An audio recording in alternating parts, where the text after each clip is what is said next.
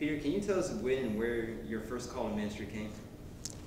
Well, I was called in 1986 to move from Nigeria. And God gave me a call like he called Abraham, said, leave your father, your mother, and everyone you've known in Nigeria.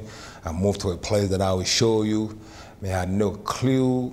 I mean, I thought I was coming to the U.S. on a basketball scholarship, and when I'm done, I'm headed back home to Nigeria to work in the bank. And lo and behold, when I was done with school, God said, no, I got a plan for you. Moved to California. From there, I had a call to move to Raleigh, North Carolina.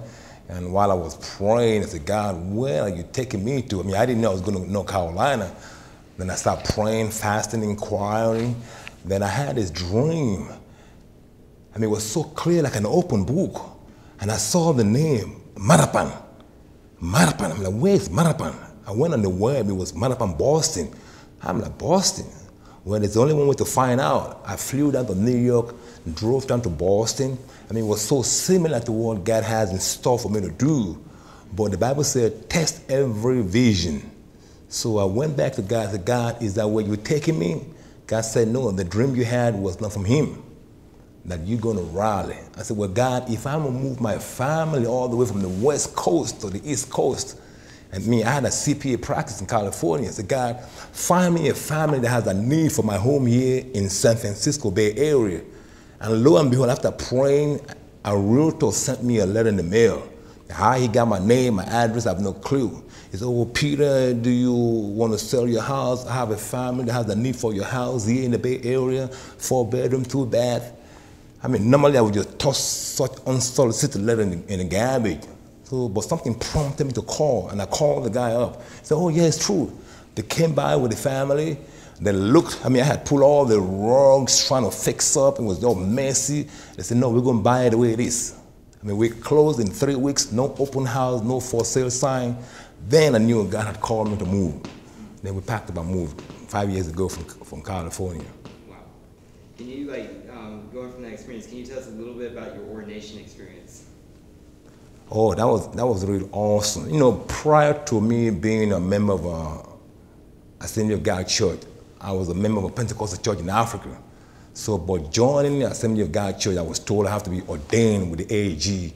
So I had to go through all the process, examination, studying, taking tests, and all the interview process.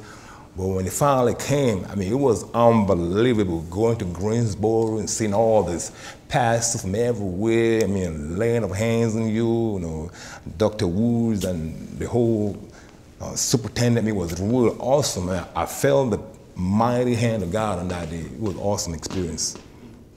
Can you, with the ordination service, can you tell us a little bit about those who prayed over you and who preached at your ordination service? You know, as a matter of fact, I had just emailed the district 2 days ago inquiring about the actual video that was made on that ordination date. I mean, I was really impacted by the message of Dr. Woods. I mean, it was a powerful message in that day. And also the couple that prayed over me, I mean, they've been in the church for so long.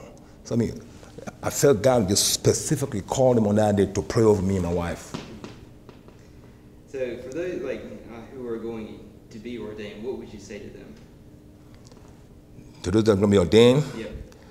I mean, like I was told, except God call you, don't even take any step going at it to be ordained. I mean, it's not something that you just say, okay, oh, I want to be a church planter, I want to be a pastor. No, except God has called you. It's not for everybody. I mean, you're going into an enemy territory. I mean, this is war we're talking about. So except God has called you and has equipped you and prepared you, then you'll be ready to go, to be ordained.